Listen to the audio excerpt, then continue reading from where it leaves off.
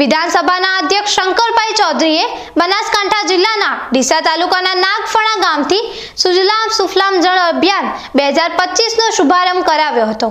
અધ્યક્ષશ્રી અને અન્ય મહાનુભાવોએ નાગફણા સ્થિત તળાવને ઊંડું કરવાની કામગીરીનું ખાતમુહૂર્ત પણ કર્યું હતું। નાગફણામાં યોજાયેલા કાર્યક્રમમાં શંકરભાઈ ચૌધરીએ જણાવ્યું હતું કે કેન્દ્ર અને રાજ્ય સરકારના નેતૃત્વમાં સામાન્ય નાગરિકોના જીવન ધોરણમાં સુધારો થયો છે। ગુજરાત સરકારે ખેડૂતો અને પશુપાલકો માટે બજેટમાં વિશેષ જોગવાઈઓ કરી છે, જેનો લાભ આજે લોકોને મળી રહ્યો છે। સુજલામ સુફલામ જળ અભિયાન અને કેચ ધ રેન્જ જેવી યોજનાઓ દ્વારા બનાસકાંઠાને પાણીદાર બનાવવા માટે દરેક વ્યક્તિએ પાણી બચાવવા અને ભૂગર્ભ જળના સ્તરને વધારવા માટે સાથે મળીને કામ કરવું પડશે। તેમણે વધુમાં જણાવ્યું કે તળાવને ઊંડા કરવા, બોર અને કૂવા રિચાર્જ કરવા, નવા બોર બનાવવા, ખેત તલાવડીઓ અને સોસ કૂવાઓ જેવા કાર્યો દ્વારા જ પાણીના સ્તરને વધારીને ખેડૂતો અને આવનારી પેઢી માટે પાણી અને પ્રકૃતિને બચાવી શકાય છે।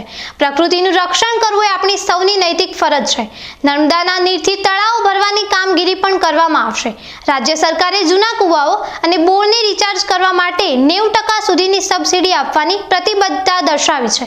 ખેતરનું પાણી ખેતરમાં અને ગામનું પાણી ગામમાં રહે તે માટે જિલ્લામાં સોસ કૂવાઓ બનાવવાનું અભિયાન સફળ રહ્યું છે। એક આપણા જેટલા જૂના બોર છે, જેટલા જૂના બોર બંધ થઈ ગયા છે, એ બોરને રિચાર્જ કરવા માટે સરકાર પૈસા આપે, લગભગ 90% જેટલો ખર્ચો સરકાર કરે એવી એક દરખાસ્ત રાજ્ય સરકારે મૂકી છે। એટલે સીધે સીધું પાણી નહીં વાળી દેવાનું। માની લો કે આપણો બોર થોડો દૂર છે, થોડો ઊંચાળો છે, પાણીનું વેણ થોડું નીચાળું છે, તો નીચાળાથી ઊંચાળું પાણી ખીચી રીતે આવે, આપણે બોર પહેલા કરતા ઊંચાળા પાણી ના ભરાય ને, એટલે મોટા ભાગે ખેતરમાં ઊંચાળો ભાગવાની એક બોર કરતા, હવે અહીંયા પાણી સીધી રીતે લઈ જવું। સરકારે એવી વ્યવસ્થા કરી છે કે થોડું દૂર હોય તો ત્યાંથી પાઇપલાઇન નાખીને પાણી લાવવું, અને પાઇપલાઇન નાખી ત્યાં પણ એક મોટી કુંડી બનાવી, જે પાણી છે ત્યાંથી પાણીની પાઇપલાઇન નાખવી, અને બોર ઊંચાળો હોય ને તો એનો 20-25 ફૂટ નીચે પાઇપ ઊભી મૂકવી, એટલે એનો ખર્ચો પણ રાજ્ય સરકાર આપે। ત્યાં પણ કપચી ભરવાથી કરી મેટલ કરવા સુધીની વ્યવસ્થા કરવાની થાય તો એમાં પણ સરકાર એની પણ નાણાકીય જોગવાઈ કરી છે। એટલે આપણે આપણી ધરતી ઉપર ધરતી માતાને ફરી પાછું પાણી આપણે આપી શકીએ। એક કામ આ। બીજું કામ, તળાવ ખોદવા માટે સરકાર પૈસા આપે, ડેરી એમાં મદદ કરે, ગામ સહયોગ આપે, બધા ભેગા થઈને આપણી ધરતીનું પાણી જે વરસાદમાં આપણે 3 વર્ષે 4 વર્ષે એક વખત તો એટલું બધું પાણી આવે ને કે પાણી અહીંથી વહી જાય, બહાર નીકળી જાય, આપણા તળાવે ભરી જાય, ખેતરો ભરી જાય, પાળા તૂટીને બહાર પાણી જતું રહે। એ પાણી 3-4 વર્ષમાં એક વખત એવું હોય છે કે 4-5 વર્ષ ચાલી રહે કેટલું પાણી હોય, 5 વર્ષ આપણે સિંચાઈ કરીએ તો પણ ચાલી જાય, એટલું બધું પાણી આપણું અહીંથી રણમાં જાય, રણમાં થઈને દરિયામાં નીકળી જાય। તો આ પાણીને આપણે બચાવી રાખવા માટે એક કામથી પૂરું નહીં થાય।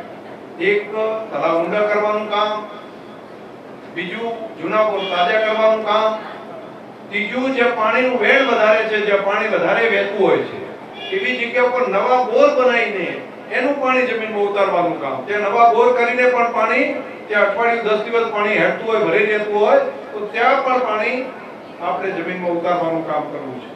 શંકરભાઈ ચૌધરીએ બનાસ ડેરી ખેડૂતોને સોસ કૂવા બનાવવા માટે 50% રકમ ફાળવશે તેમ જણાવ્યું હતું।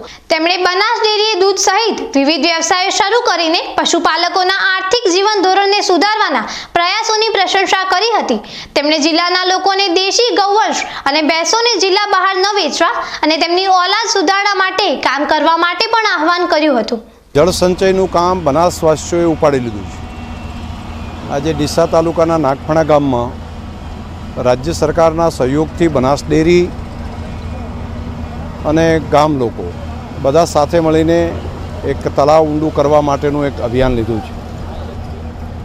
મારે આ વિસ્તારના ધારાસભ્ય શ્રી પ્રવીણભાઈ માળી, પૂર્વ ધારાસભ્ય શ્રી ગોવાભાઈ દેસાઈ સહિત અમારા ડિરેક્ટર રામજીભાઈ, મારા પીજેભાઈ, બધાને મારે અભિનંદન આપવા છે, આખા તાલુકાના પ્રજાજનોને, કે આ તળાવ ખોદવાનું કામ અત્યારે ચાલે છે અને આવનારા સમયમાં આ જૂન મહિનાની અંદર અહીંયા નર્મદાનું પાણી પણ આ તળાવની અંદર આવવાનું છે।